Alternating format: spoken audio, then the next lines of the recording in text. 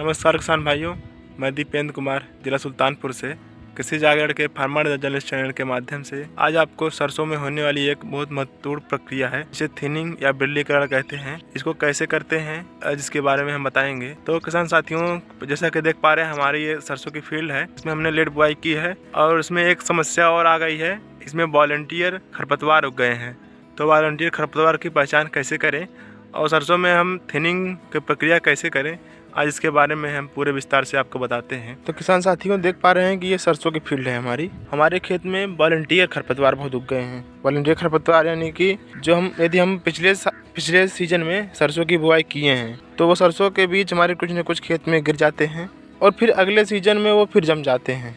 और यदि आप सरसों की बुआई फिर अगले सीजन में कर रहे हैं तो वो आपके सरसों के समान दिखेंगे और आपने खेत में जम जाएंगे। तो उसकी पहचान हम कैसे करें, और जिससे कि हमारा जो ओरिजिनल सीड डाले हैं, बढ़िया सीड डाले हैं, उसका उत्पादन अच्छा मिले और जो हमारी पुराने वर्ष के सीड गिर गए हैं उनको हम निकाल दें खेत में। तो किसान साथियों, उनकी पहचान, आपके जो ओरिजिनल सीड होंगे वो आपके पेड़ पौधे जो हैं हेल्दी होंगे। जैसे कि देख पा रहे हैं ये पेड़ हेल्दी है और जो हमारे पिछले साल के सीड हैं देख सकते हैं ये जम रहा है अभी, इसलिए पेड़ बहुत कमज़ोर है। तो इसको हम निकाल देंगे जिससे कि हमारा जो ये प्लांट है ये हमारे पौधों को ख़राब ना करे। लेकिन ये जो वॉलंटियर खरपतवार होते हैं वो हमारे पौधों से ज़्यादा तेज़ी से ग्रोथ करते हैं। तो हमारे जो ओरिजिनल फसल है जो हम बोए हैं बढ़िया सीड, वो हमारे जो हम बोए हैं हाइब्रिड सीड या कोई बढ़िया सीड वैरायटी, तो हमारी फसल को दबा देते हैं, जिससे कि इसको निकाल दें। देख सकते हैं कि हमारे खेत में बहुत सारे वॉलंटियर खरपतवार निकल गए हैं। तो इनको खेत से हम निकाल देंगे और निकाल के इसको हम चारे के रूप में अपने जानवर को खिला देंगे। और एक दूसरी समस्या आती है, यदि हमारे खेत में ज़्यादा सीड प्रयोग हो गया हो तब हम उस खेत में हम बिरलीकरण प्रक्रिया करते हैं या उसको हम थिनिंग कहते हैं।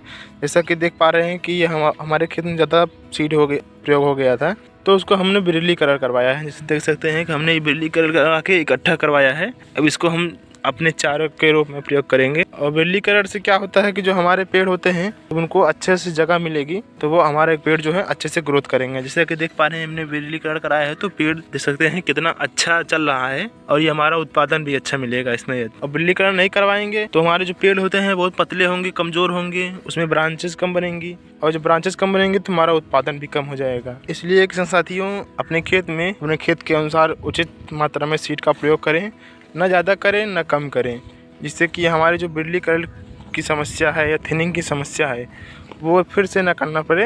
टाइम ज़्यादा लगता है बिरलीकरण करने में क्योंकि एक एक पेड़ को निकालना पड़ता है। और बिरलीकरण करते कैसे हैं, बिरलीकरण करने में जो जैसे कि हमारा ये पेड़ अच्छा मजबूत है तो और जो पेड़ हमारा कमज़ोर है उसको हम निकाल देंगे। इसमें स्पेसिंग बढ़िया से मेंटेन हो जाती है जिससे कि हमारा जो पेड़ है अच्छे से ग्रोथ करता है। बिरलीकरण की प्रक्रिया इस तरह से करने चाहिए जिससे कि जो हमारा दूसरा पेड़ है वो मजबूत रहे और आसानी से ग्रोथ कर सके और इसको हम चारे के रूप में प्रयोग कर लेंगे। तो किसान साथियों, एक समस्या आती है वॉलंटियर की, तो आपको बताते हैं ऐसे खेतों का चुनाव करें जहां पर हम वॉलंटियर खरपतवार न उगें। तो किसान साथियों, ऐसे खेतों का चुनाव करें जहाँ पर पिछले वर्ष सरसों की फसल न ली गई हो। अब सरसों की फसल नहीं ली गई होगी पिछले वर्ष तो हमारे जो फसल बोएंगे सरसों की उसमें सरसों इसका पेड़ नहीं निकलेगा।